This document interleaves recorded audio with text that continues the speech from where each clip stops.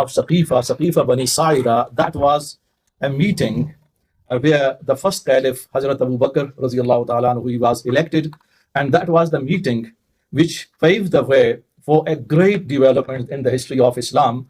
At the later stage, these developments resulted into the permanent division and discord within the Muslim Ummah, predominantly Sunnis and Shias.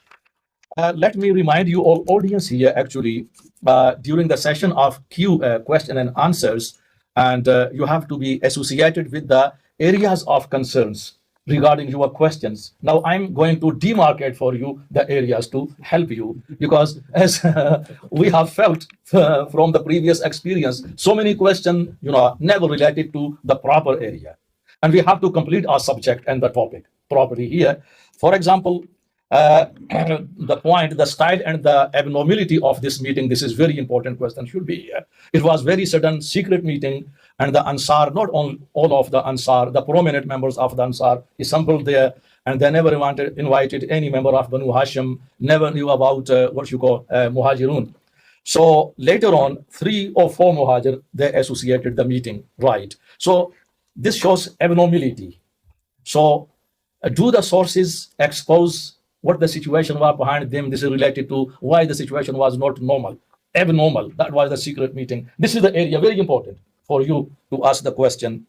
Then the validity of the convention, this meeting, only some prominent members, few Muhajir, rest of the community is there, while the agenda was to elect the leadership next to the Holy Prophet. That was quite sacred, because that was the Mansabur Risala on behalf of the Holy Prophet. But that was, and there was lengthy arguments and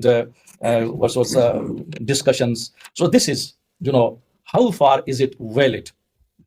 Then the argument itself, this is another area for you asking the question, concentrating on the Ansars. Their argument was based on the services to Islam, while Muhajirin, their stance was based on the relationship, close relationship to the Holy Prophet, right? So that was the criteria, right? This is another area to be touched with.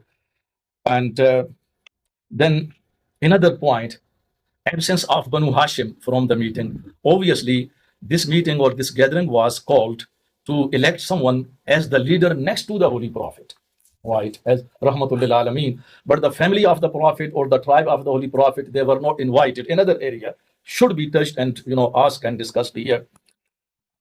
Another very important point, interesting, Al-Aimma min al-Quraysh, stated by Sayyidina Abu Bakr Siddiq radiallahu ta'ala anhu, the Aimma, the leaders, must be from the Quraysh. But how far was it accepted by the rest of the Ansar? Was we really elected, or Al-Aimma min al-Quraysh, or discord within Aus and Khazraj? Suddenly, that started. This is another area to be, discussed and looked into. Then another important point, the bay'ah of Imam Ali, did he do bay'ah? Or what was the nature of his bay'ah reconciliation? As Sheikh Hadi, he stated, there is confusion or dispute among even Shias as well. This is the area. And especially, why did he delay? Why had he delayed in terms of his bay'ah for 6 months or so on?